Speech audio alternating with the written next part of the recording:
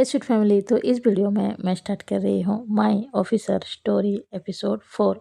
तो पहले सीन में ही फ्रीन और नॉम को दिखाया जाता है। दोनों ही बार में मौजूद थे।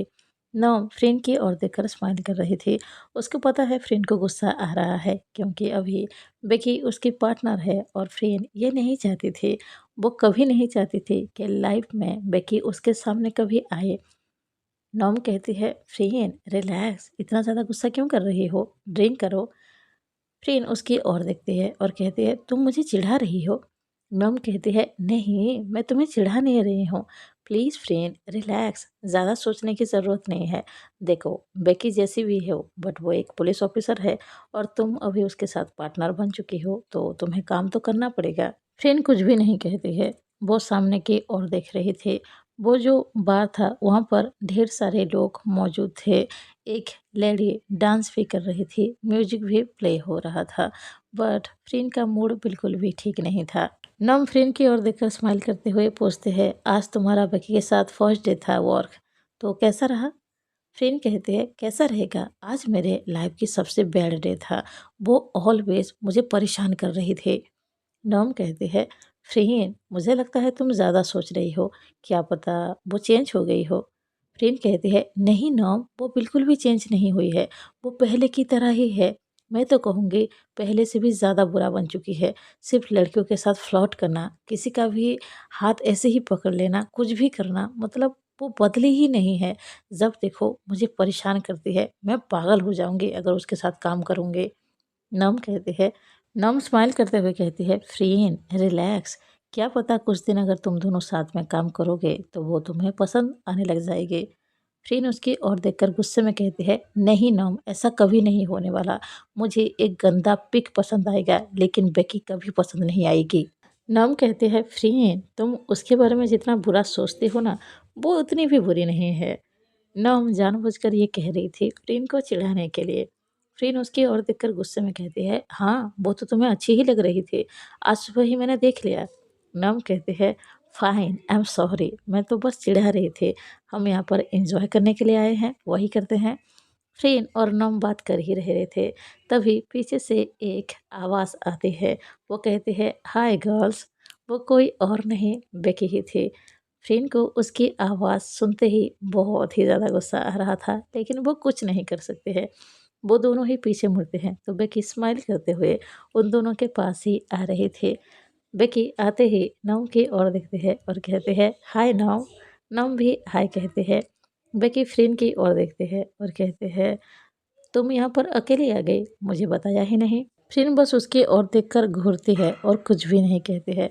तभी नम कहती है, हे बेकी, हम दोनों अभी तुम्हारे बारे में ही बात कर रहे थे। बेकी एक बार फ्रेंड की ओर देखकर स्माइल करते हुए कहती है, रियली मिस सरोजा मेरे बारे में बात कर रही थी। फ्रेंड उसकी ओर देखकर घूरते हुए कहती है, हाँ तुम्हारे बारे में ही मैं बात कर रही थी, अपनी मूड खराब करने के लिए। बेकी स्माइल करते हुए कहती है, फ्रेंड तुम इतनी ज़्यादा गुस्से में क्यों रहती हो।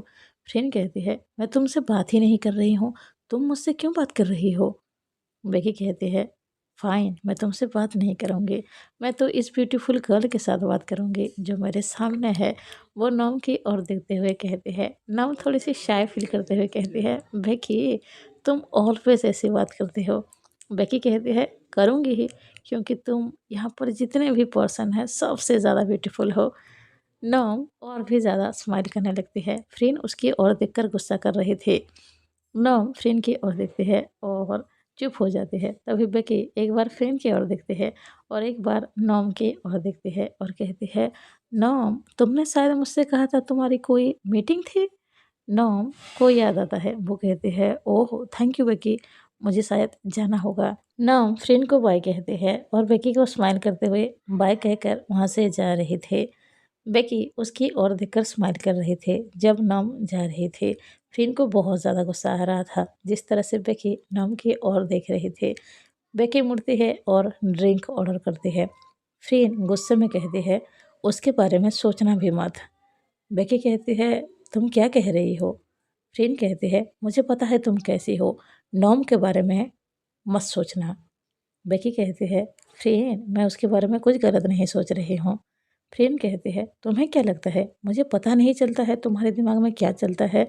एक बात याद रखो, वो मेरी फ्रेंड है। अगर तुमने उसके साथ कोई गेम खेलने की कोशिश की तो मैं तुम्हारी चेहरा ही बिगाड़ दूंगी।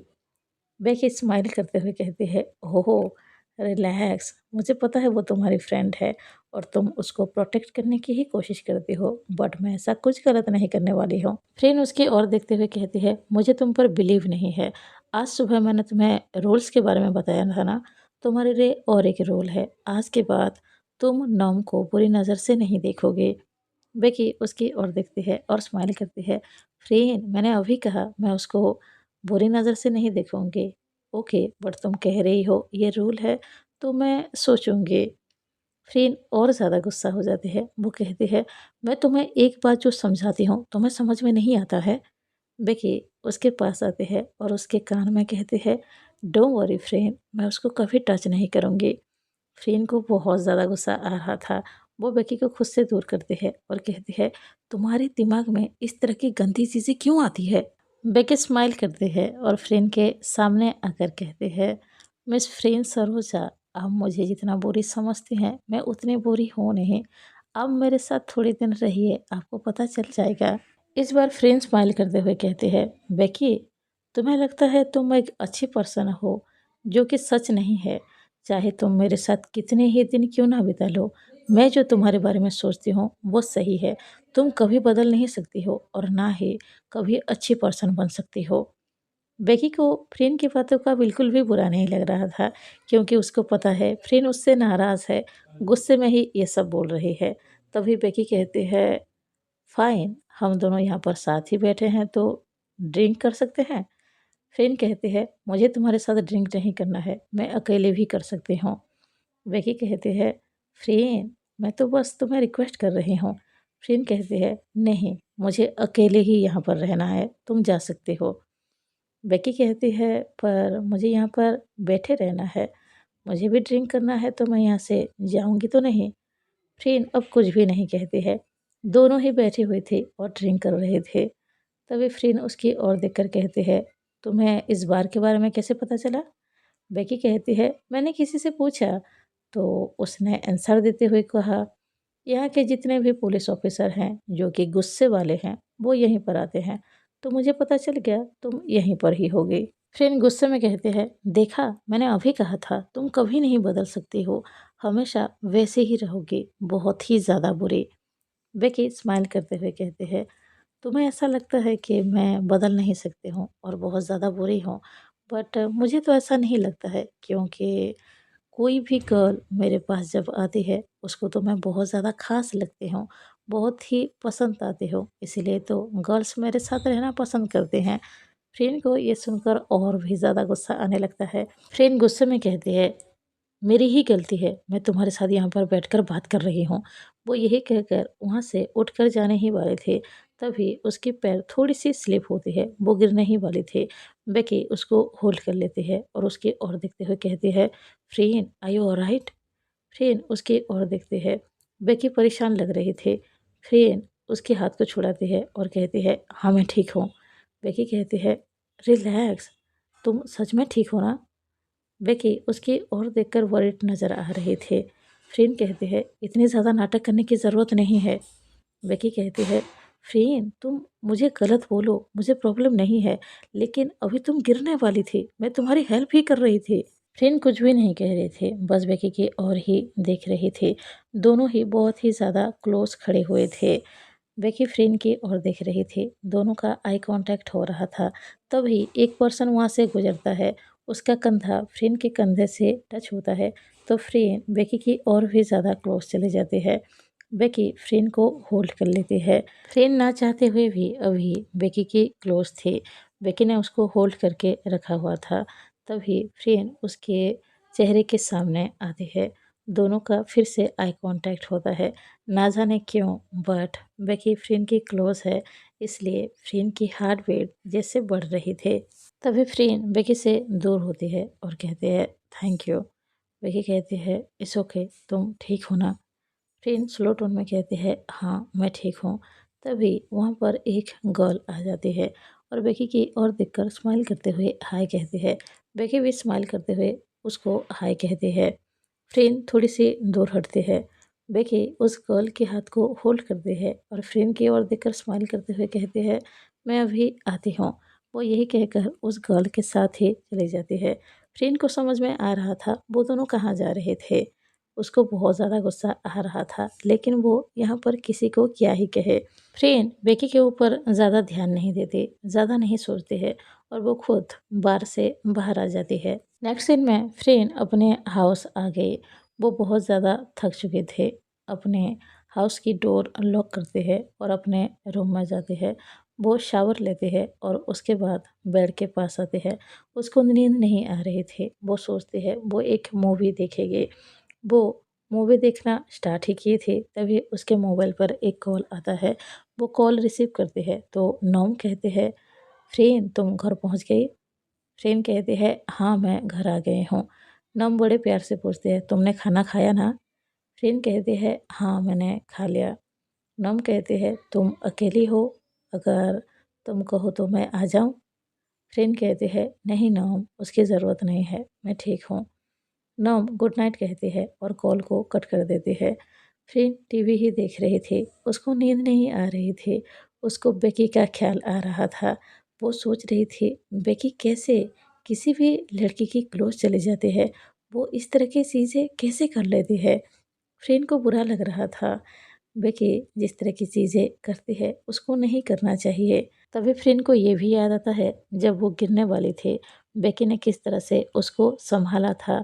चाहे बेकी जितनी भी बुरी क्यों ना हो, बट वो अपने आँखों के सामने किसी को चोट आते हुए नहीं देख सकती है।